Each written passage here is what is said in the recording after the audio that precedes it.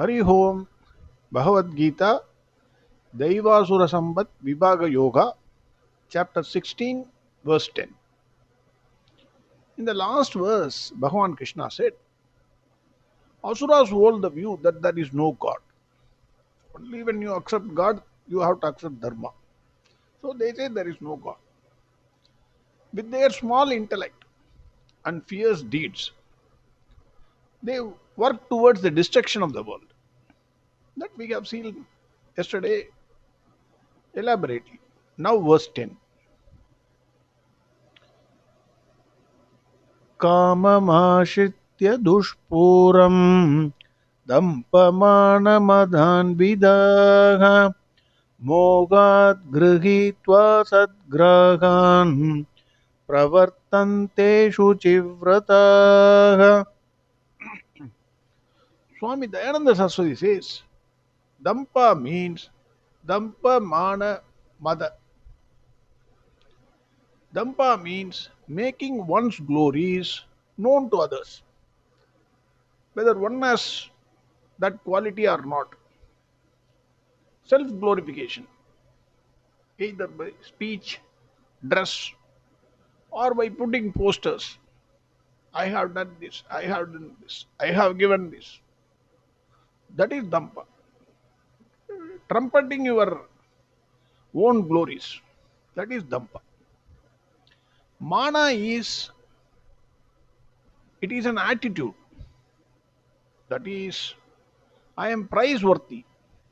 So you have to respect. I expect you to respect me. Whether I am worthy for that respect or not, I don't mind. You think even otherwise, but you have to respect. Then Mada. Mada is a particular kind of pride. An inappropriate pride instead of gratitude and humility. These asuras are riddled with all these qualities. As a result of this, they engage themselves in pursuits which are unclean. Because they have this. These are all because of ego. Unclean mind will naturally lead you to unclean pursuits. Their desires cannot be fulfilled. Insatiable desires. Kamam ashritya dushpuram. Their desires have no limit also. Swami Dayananda Saraswati quotes a saying here. He says, Swamiji says, Na jatu kama kamanam upabhogena samyati. Na jatu kama kamanam upabhogena samyati. That is, as fire cannot be quenched by offering more fuel to it. Can any idiot will think that he will pour more petrol into the fire, and by pouring more petrol he can douse off the fire? It cannot be.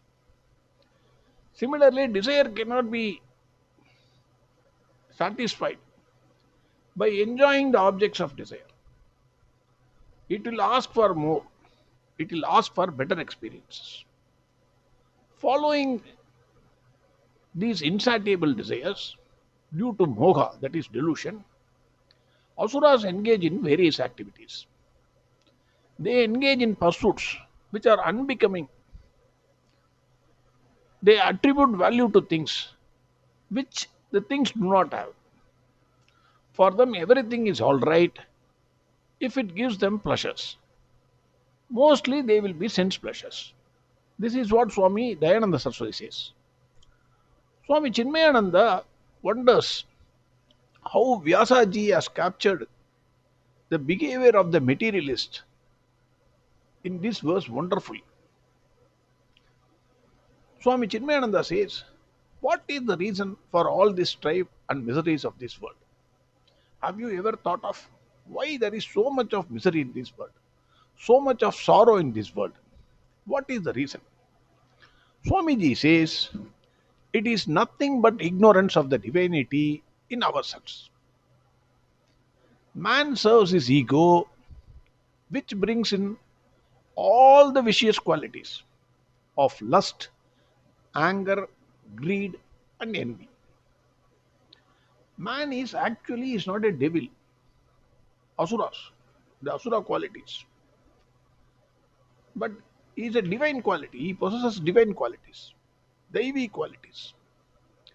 These vicious qualities are self-created. That is why we become Asuras. Self-created qualities. How can you free yourself? Man himself can free himself from this self-created prison by following these scriptures. Maybe Bhagavad Gita, maybe Bhagavatam, maybe any other scripture of your choice. You can invoke the divine qualities instead of showing the Asura qualities. Because of our ego, we become Asuras. What is lust? Swamiji again asks the question, what is lust? Lust is nothing but any overpowering desire in an individual. It could be money, it could be power, it could be fame, it could be sex, it could be anything. It overpowers you. That is why it is lust. All corrupt activities of man is fueled by this enormously irresistible impulse called the lust. This is insatiable because desires, we know, we have many a times this has been seen. Desires always have the knack of multiplying. The more you try to satisfy, the more it wants. Swami Chinmayananda says, no activity is possible in this world without a desire. If you do not have desire, then you need not have to perform any activity. They go together. Desire and activity go together. Where desires have hindered, expression of dynamic life in achievement is not possible. It's impossible. Because you don't have a desire. If you don't have a desire, where is the need for work? But by becoming victims of desires, victims of lust, one will pour into this world is poison of ego and egocentric passions. To sustain life only for the satisfaction of desires, this is an unintelligent way of living life. I want to satisfy myself. I want this, I want this, I want that, I want this. Unintelligent way of living. If a man works with so much of desires, naturally he brings endless stream of disturbances to himself and all others around him. So driven by the lust and the lust created misconceptions, he becomes hypocritical and arrogant. Dampamana madan vidaha. Dampamana madan vidaha. Why he becomes so much of pride, so much of arrogance, so much of hypocrisy? It's nothing but ego. He wants more and more. He is only concerned about gratifying his selfish needs. When you become selfish, you want more, everything to the exclusion of others. The more he gets, the more arrogant he behaves in the outside world. Natural, more powerful person, you have more money, then your behavior will change. I want respect. That idiot has not even invited me. He has not even, when I entered the thing, he has not he offered a seat in the first row. So many. He becomes a victim of delusion. Desire comes only to a person who expresses himself as a limited ego. Forgetting the divine natures, Asuras try to enjoy peace and happiness with unreal things and values of life. That is what asat. Mohat grihitva asat grahan. Asat. They go towards asat, not towards sat, not towards Bhagwan Krishna, towards the world of objects. Numerous desires rise in them. They seek to fulfill them all by engaging in sense gratification. Swami Chinmayananda says, the fundamental misconception that happiness comes from objects drives one to mortgage that very happiness he seeks to the sense objects. Wonderful saying. Wonderful. Again I repeat. Swami Chinmayananda says, the fundamental misconception that happiness comes from objects drives one to mortgage that very happiness he seeks to the sense objects. He mortgages his happiness to the sense objects. He becomes a slave to those objects. He works with impure resolve, taken over by the ego. The Asuras forsake all consideration for others, ignore all noble values of life.